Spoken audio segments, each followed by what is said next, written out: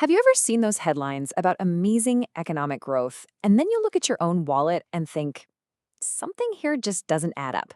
Well, if you have, you are definitely not alone. It turns out we might be getting tricked by the very numbers that are supposed to inform us. It's a feeling so many of us have. The data says one thing, but our lived reality feels completely different. How can the economy be growing at a record pace while so many of us feel like we're just treading water or maybe even sinking? Let's break this down. So is the official story of a booming economy the whole truth? Or is it maybe just an illusion, one where the most important parts have been conveniently left out? Okay, so this is the kind of headline we see all the time. Indonesia's GDP is up 5%. Forecasts for next year look even better. And on the surface, that sounds fantastic. It sounds like prosperity for everyone. But what if this one single number is actually hiding a much more disturbing truth? This powerful statement from our source cuts right to the heart of the problem.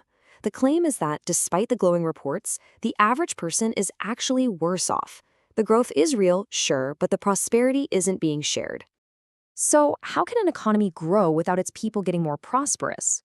Well, the key to understanding this whole paradox lies in a really simple analogy involving the world's most famous tech billionaire. Let's just walk through this. Imagine a room with 10 people who have no wealth at all. Their average net worth is, of course, 0. Then Elon Musk walks in. All of a sudden, the average wealth in that room skyrockets to billions of dollars per person. But now here's the crucial question. Did the financial situation of those original 10 people change at all? Of course not. They're still at 0. And that right there brilliantly illustrates the fundamental flaw in almost all the economic numbers we hear. They're based on averages. One single extreme outlier, like a handful of billionaires getting way richer, can pull the entire average up, creating a statistical illusion of shared prosperity. There is a term for this phenomenon: growth without prosperity. It's what happens when a country's economy expands on paper, but the benefits are only enjoyed by a very, very small group at the top, leaving pretty much everyone else behind. And this, according to our source, is exactly what's happening today. Now, this same flawed logic of averages also applies to something we feel every single day: inflation. The official number never seems to match the reality of rising prices, and, well, here's why. You see, the government measures inflation using something called the Consumer Price Index, or the CPI. Think of it as a huge basket with thousands of different items, all averaged together to produce a single inflation number. Officially, inflation might be reported at, say, 2 or 3%. But does that feel right to you? For most of us, 60 to 70% of our spending goes to just a few essential things: food, housing, and transportation. And the prices for those specific things have been rising way, way faster. We don't feel the average of 1,000 items. We feel the painful increase of the few items we literally cannot live without. So, if the GDP and inflation stats can be misleading, where's the real proof? Well, it's not in some complicated government report. The proof is in our bank accounts. This chart shows a deeply worrying trend. For the 99% of bank accounts in Indonesia that have less than 100 million rupiah, the average balance has been shrinking dramatically.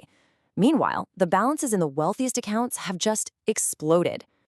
This visualization makes it even more stark. The top 10% of the population now controls nearly 80% of the country's entire wealth. That's not a gap anymore, it's a chasm. The economic growth we hear about is clearly flowing in one direction, straight to the top. And here's the real-world consequence. When savings run out, people get desperate. We're now seeing a surge in consumer debt, but not for iPhones or luxury goods.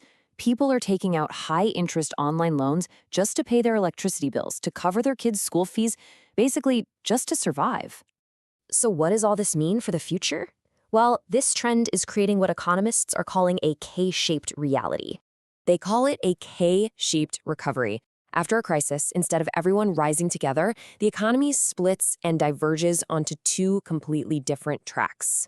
For those on the upper arm of the K, the future is bright as their wealth grows at an unprecedented rate.